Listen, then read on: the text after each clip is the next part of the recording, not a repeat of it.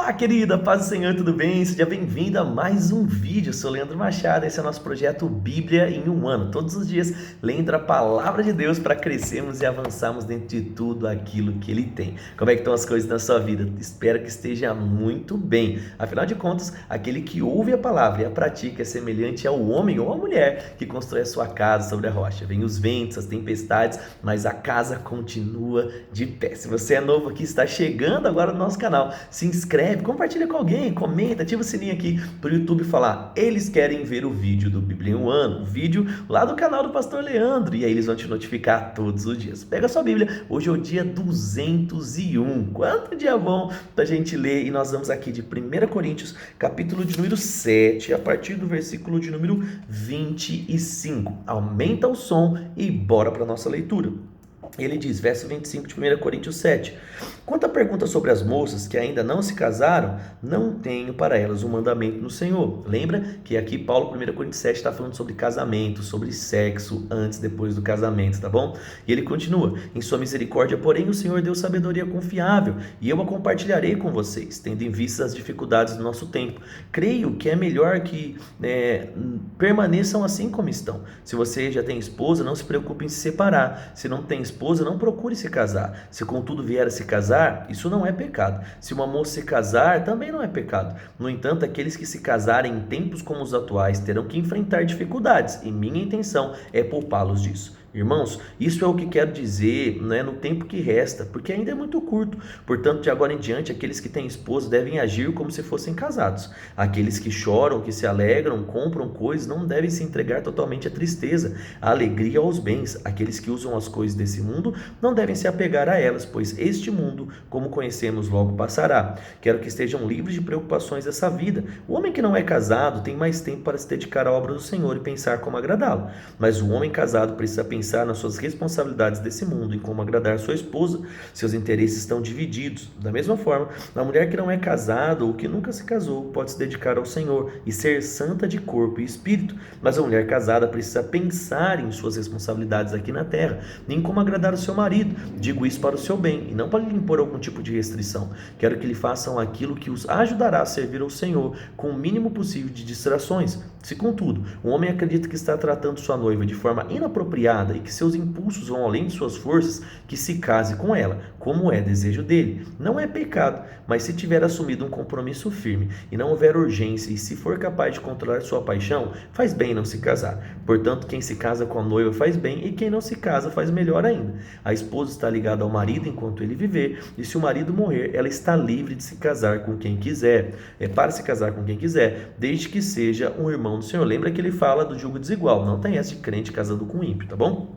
E ele vai dizer, não é 40, em minha opinião, porém, seria melhor que ela não se casasse novamente. Creio que ao dizer isso,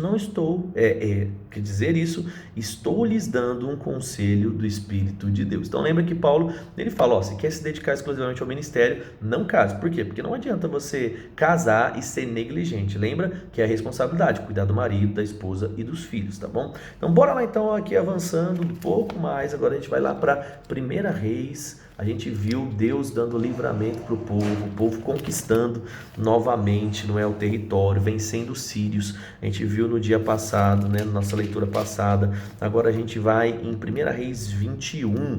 Vamos ver um pouquinho sobre Nabote aqui agora. Ele diz assim, 21:1. Naquela época, um homem chamado Nabote de Jezreel possuía um vinhedo que ficava ao lado do palácio de Acabe, rei de Samaria. Certo dia, Acabe disse a Nabote: como sua videira fica tão próxima do meu palácio, quero comprá-la e fazer uma horta. Em troca darei a você uma videira melhor, ou se preferir, pagarei o valor em dinheiro. Nabote, porém, respondeu: Senhor, me livre de entregar uma herança que recebi dos meus antepassados. Então Acabe foi para casa indignado e aborrecido por causa da resposta de Nabote. O rei foi deitar-se, virou o rosto e não quis comer. Qual o problema? Perguntou a sua esposa Jezabel. Jezabel é zica. Ele falou assim: por que você está tão aborrecido e nem quer comer? Acabe respondeu: pedi Pedi a Nabote de Jezreel que me vendesse sua propriedade, sua videira, ou trocasse por outra, mas ele não quis. Afinal, você é o rei de Israel ou não? Disse Jezabel. Levante-se, coma alguma coisa, não se preocupe com isso. Conseguirei para você a videira de Nabote. Então ela escreveu cartas em nome de Acabe, selou com o selo do rei e a enviou para as autoridades e outros líderes da cidade onde Nabote morava. Nas cartas ela ordenava: reúnam os habitantes da cidade para jejuar e coloquem Nabote no lugar onde todos possam vê-lo. Mandem sentar-se de frente a ele 2 homens de mau caráter que o acusem de amaldiçoar o Deus de Israel. Depois levem-no para fora e matem-no por apedrejamento. As autoridades e os líderes da cidade seguiram as instruções dadas por Jezabel em suas cartas. Ela era zica, velho. Então nunca coloque o nome de Jezabel na sua filha, beleza? Verso 12, né? Convocaram então os habitantes da cidade para um jejum, colocaram Nabote no lugar onde todos podiam vê-lo. Então 2 homens de mau caráter vieram, se sentaram na frente dele e o acusaram diante de todo o povo. E eles diziam: ele amaldiçoou a Deus e o rei. Em seguida foi arrastado para fora e morto por apedrejamento. Os líderes da cidade mandaram avisar Jezabel: Nabote foi apedrejado e está morto. Quando Jezabel ouviu a notícia, disse a Acabe: lembre-se da videira que Nabote se recusou a vender. Agora você pode ficar com ela, Nabote está morto. Acabe desceu de imediatamente à videira de Nabote para tomar posse dela. Contudo, o Senhor disse a Elias de Tisbe: vá encontrar-se com Acabe, rei de Israel, que governa em Samaria. Ele está na videira de Nabote para tomar posse dela.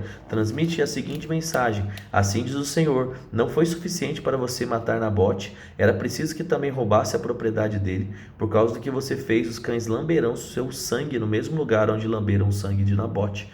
Quer dizer que você encontrou o meu amigo, disse Acabe a Elias. Sim, respondeu Elias, vim porque você se vendeu para fazer o que é mal aos olhos do Senhor. Agora o Senhor diz: trarei desgraça sobre você e o exterminarei. Destruirei todos os seus descendentes de sexo masculino em Israel, tanto escravos como livres. Acabarei com sua família, como fiz com a família de Jeroboão, filho de Nabate, e com a família de Baza, filho de Aias, que você provocou então a ira de Israel e levou todo o povo a pecar.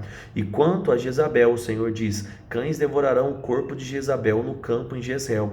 Os membros da família de Acabe morreram na cidade, e todos serão comidos pelos cães, e os que morrerem no campo serão comidos pelos abutres. Não houve ninguém que tenha se vendido tão completamente para fazer o que é mal aos olhos do Senhor como Acabe, influenciado por sua esposa Jezabel. Sua prática mais repugnante foi adorar ídolos como haviam feito os amorreus, povo que o Senhor tinha expulsado de diante dos israelitas. Quando Acabe ouviu essa mensagem, rasgou suas vestes, vestiu-se de pano de saco, jejuou, passou a dormir em cima de sacos de pano e assim,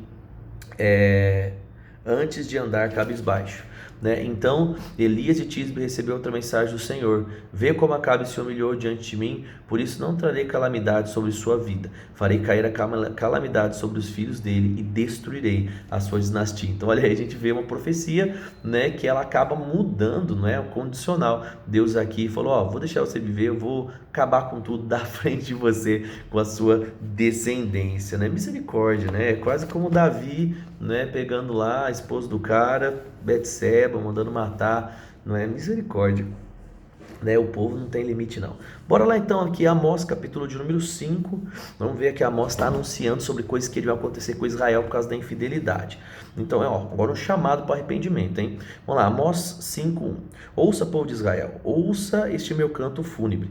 A virgem Israel caiu para nunca mais se levantar. Está estendida no chão e não há quem ajude a ficar de pé. O Senhor soberano diz: quando uma cidade mandar 1000 homens para a batalha, apenas 100 retornarão. Quando delas saírem 100, apenas 10 voltarão com vida. Assim diz o Senhor, o povo de Israel: busquem e vivam. Não adorem nos altares de Betel, não vão aos santuários de Gilgal ou Berseba, pois os habitantes de Gilgal serão levados para o exílio, os de Betel serão reduzidos a nada. Busquem o Senhor e vivam, do contrário ele passará por Israel como um fogo e destruirá por completo. Não haverá em Betel ninguém que possa apagar as chamas. Vocês transformaram a retidão em amargura e tratam a justiça como um lixo. Pois ele criou as estrelas, as Pleiades e o Órion, transforma a escuridão em manhã e o dia em noite, tira a água dos oceanos e derrama sobre a terra, pois seu nome é o Senhor. Com rapidez tremenda destrói os fortes e esmaga suas defesas. Como vocês odeiam os juízes honestos. como detestam os que dizem verdade, oprimem os pobres e roubam o trigo com impostos injustos. Por isso, ainda que construam belas casas de pedra, jamais morarão nelas. Ainda que plantem videiras verdejantes, jamais beberão o vinho delas. Eu sei que seus atos de rebeldia são muitos e seus pecados são grandes. Afligem o justo aceitando subornos e não fazem justiça aos pobres nos tribunais. Quem for prudente ficará de boca fechada, pois este é um tempo de grande desgraça. Façam bem e fujam do mal, para que tenham vida. Então o Senhor, o Deus dos exércitos, os ajudará, como vocês afirmam. Odeiem o mal e amem o bem, estabeleçam a justiça em seus tribunais. Talvez o Senhor, o Deus dos exércitos, ainda tenha compaixão dos remanescentes do seu povo. Portanto, assim diz o Senhor soberano, Deus dos exércitos: haverá choro nas praças públicas, angústia nas ruas. Chamem os lavradores para chorar com vocês, convoquem pranteadores para lamentar. Gente, isso aqui é louco. Durante um tempo na história, pessoas eram pagas para chorar. Talvez você já deve ter ouvido de história de pessoas que foram pagas para chorar, né, em sepultamentos de pessoas. Essa era uma cultura normal. E a gente vê aqui, ó, chamem pessoas, né, especialistas em choro para prantear. Né? Ele diz assim, ó: haverá lamento em cada videira, pois destruirei todas elas, diz o Senhor. Que aflição espera vocês que dizem: se ao menos o dia do Senhor chegasse. Não fazem ideia do que desejam. Aquele dia trará escuridão e não luz. Verso 19: vocês serão como um homem que foge de um leão e acaba encontrando um urso, que apoia a mão na parede de sua casa e é picado por uma cobra. Sim, no dia do Senhor será escuridão e não de luz. Não haverá só um raio de claridade no meio das trevas. Sinto imenso desprezo de suas festas religiosas. Não suporto suas reuniões solenes. Não aceitarei seus holocaustos nem suas ofertas de cereal. Não darei a mínima atenção para suas melhores ofertas de comunhão. Chega de seus ruidosos cânticos de louvor. Não ouvirei a música de suas harpas. Em vez disso, quero ver uma grande inundação de justiça, um rio inesgotável de retidão. Foi a mim que vocês trouxeram sacrifícios e ofertas durante 40 anos no deserto, povo de Israel. Não vos serviram de Sicute, seus deuses, o rei de Quium, o seu deus estrela, imagens que fizeram para si mesmos? Por isso eu os enviarei para exílio, para uma terra a leste de Damasco, diz o Senhor, cujo nome é o Deus dos exércitos. Então a gente fala muito do exílio, de onde o povo ficou lá no Egito, mas a gente vai ver aqui um outro exílio também acontecendo em Damasco. E com isso a gente termina a nossa leitura de hoje, do dia 201. O que é que foi que chamou mais a sua atenção? A gente vê aqui só coisa ruim, né? Amós anunciando que iria acontecer, mas a gente sabe que lá na frente Deus é um Deus tão misericordioso que depois que o povo colhe um pouco a ele, dá uma nova chance de recomeçar, e a gente vai ver isso acontecendo. A gente vê Paulo corrigindo, os coríntios. É uma coisa muito interessante, gente. Paulo não joga eles fora, muito pelo contrário, ele fala: vocês estão errando nisso, vocês precisam acertar, A maioria de nós, nesse processo de crescimento, podemos errar, E quando nós erramos, nós precisamos estar perto de líderes, pastores, homens e mulheres de Deus, que de fato vão nos auxiliar, a acertar onde nós temos errado e assim viver uma vida que agrada o Senhor. Escreve para mim, o que é que Deus falou no seu coração? Coloque aqui nos comentários que eu vou ficar muito feliz de ver.